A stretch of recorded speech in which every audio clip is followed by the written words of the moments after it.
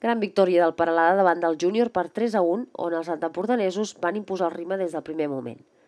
Ben ordenat i amb les idees clares al terreny de joc, els blanc-i-verds van tancar la primera part que el feia respirar tranquil per encarar una represa on encara marcaria un gol de sentència i el Júnior un únic gol agònic que el duria al final de la taula classificatòria.